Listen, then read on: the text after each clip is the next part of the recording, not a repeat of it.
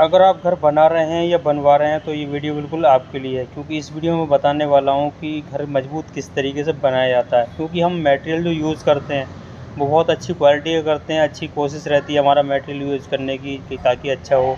क्योंकि इसमें स्टील हो गई, सीमेंट हो गया, सरिया वगैरह जो होता है स्टील बोलते हैं, उसके अलावा रेत गिट्टी कुछ भी हम मटेरियल यूज़ करते हैं वो अच्छी क्वालिटी का करते हैं। फिर भी मजबूती क्यों नहीं आती, क्या दिक्कत रहती है, इसके बारे में बात करने वाले हैं। और साथ ही हम जानेंगे कि अगर हम जो काम करने वाले हैं अगर उसको हमने नहीं किया तो क्या दिक्कत आने वाली है। जिस तरह से मटेरियल एक बहुत अहम चीज़ होती है, एक अच्छी जो है क्वालिटी की चीज़ होती है, उसी तरीके से लगाना भी, जो उसको यूज़ करना भी, वो भी अच्छी क्वालिटी का होना चाहिए। यानी काम करने वाले भी अच्छे होने चाहिए। उसके अलावा जब ये दोनों चीज़ें हो जाती हैं तो उसके बाद में फिर एक अहम चीज़ होती है, इसको हम बहुत ही हल्के में लेते हैं, वो होती है तराई यानी क्यूरिंग।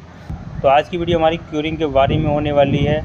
और हम इस वीडियो में जानेंगे कि हमारी ये चिनाई होती है, जो प्लास्टर होता है, जो फाउंडेशन होती है, और जो बीम होता है, जो कॉलम होते हैं, जो स्लैब होता है, यानी कि जो भी काम हमारे बिल्डिंग के अंदर होने वाले हैं उसमें हमने तराई कितने दिन करनी है, कितने दिन ज़रूरी होती है। क्योंकि बहुत सारे लोग वीडियो तो बनाते हैं मगर बहुत ज़्यादा बड़ा चढ़ा के बोलते हैं, तो ऐसा नहीं होगा इस वीडियो में। तो वीडियो को एंड तक जरूर देखिए, वीडियो को लाइक कीजिए, शेयर कीजिए। तो चलिए वीडियो शुरू करते हैं।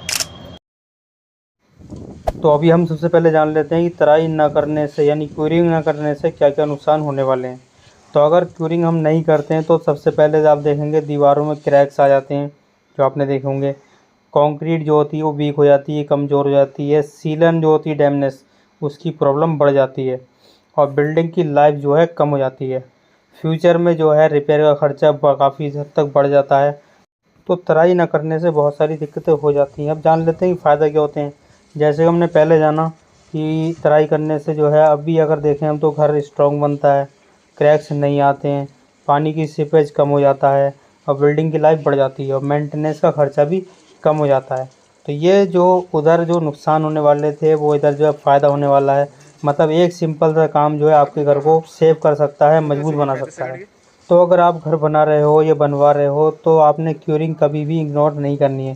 क्योंकि स्ट्रॉन्ग घर सिर्फ सीमेंट से नहीं बल्कि सही क्यूरिंग से बनता है। यानी तराई भी बहुत ज़्यादा ज़रूरी होती है, जितना ज़रूरी सीमेंट होता है। तो अब बात कर लेते हैं कि तराई हमने कितनी करनी है, कौन सी चीज़ में। मतलब जैसे हमने फाउंडेशन करनी है तो कितनी तराई करनी है, चिनाई करनी है तो कितनी करनी है, कॉलम बीम में कितनी करनी है, कितने दिन करनी है, और जो छत हमारी पड़ती है, स्लैब डाला जाता है तो उसमें कितने दिन करनी है, इसके अलावा प्लास्टर में कितनी करनी है। तो इन सारी चीज़ों में जो है कितना कितना दिन होना चाहिए, इसके बारे में हम जानने वाले हैं। तो वीडियो को अगर अभी तक लाइक नहीं किया हो तो वीडियो को लाइक कर दें। तो सबसे पहले हम बात करते हैं फाउंडेशन की। फाउंडेशन जब हमारी डाली जाती है तो उसमें कम से कम जो है हमने 7 दिन तराई करनी है। जो हमारी फुटिंग बनाई जाती है उसके अंदर जो है 7 दिन की तराई ज़रूरी है, 7 दिन तराई करें। इसके अलावा जो बीम और कॉलम होते हैं उनकी तराई जो है 7 से 8 दिन करनी चाहिए, ताकि जो है मजबूत अच्छी तरीके से हो सके। वरना क्या होगा, बाहर से तो पक्का दिखेगा मगर अंदर से क्या होगा, वो कच्चा ही होगा।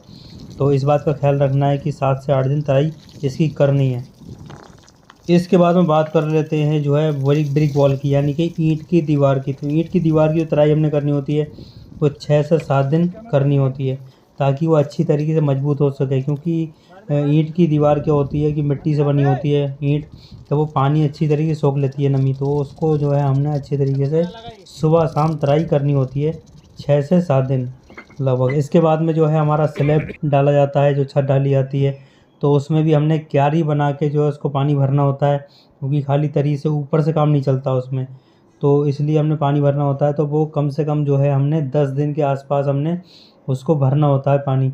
गर्मियों के समय 10 से 12 दिन भरें, और जो जाड़ों का समय होता है यानी जो सर्दी का समय होता है उसमें जो है हमने जो है 8 दिन से 10 दिन तक भर सकते हैं। अब बात कर लेते हैं प्लस्तर की। तो प्लस्तर में जो तरी होनी चाहिए वो कम से कम 7 दिन होनी चाहिए, यानी 6 से 7 दिन। जैसे कि हमने ईंटों में बताया उसी तरीके से इसमें भी करनी चाहिए। मगर बहुत सारे लोग क्या करते हैं, वो 14-14 दिन बता देते हैं, जो कि इतना ज़रूरी नहीं है। क्योंकि जो सेटिंग होनी होती है अच्छी तरीके से प्लस्तर की, तो वो आपके 6 से 7 दिन के अंदर हो जाती है। उसके बाद में आप प्लस्तर की तरी जितना भी करें उससे कोई फ़र्क नहीं पड़ता है। तो इसलिए तरी का एक समय होता है करने का। अगर आपने शुरू में स्टार्टिंग में अच्छी तरी करी है तो वो मजबूत भी होगी। और अगर आपने स्टार्टिंग में तरी नहीं की, बाद में करते हैं, तो उससे कोई फ़ायदा नहीं होने वाला है। क्योंकि जो सेटिंग होने की थी वो स्टार्टिंग में हो जाती है, यानी कि 6 से 7 दिन के अंदर हो जाती है। तो यहाँ पर तरी की हम बात कर रहे हैं तो तराई भी इसको कहते हैं, तरी भी कहते हैं और क्यूरिंग भी कहते हैं। तो इस बात का जो है हमने ध्यान रखना है कि तराई हमारी कितनी ज़रूरी है। अगर इसके अलावा हम बात करें रिटेनिंग वॉल की, तो वो 14 दिन के आसपास की तरी होनी चाहिए, यानी 12 से 14 दिन।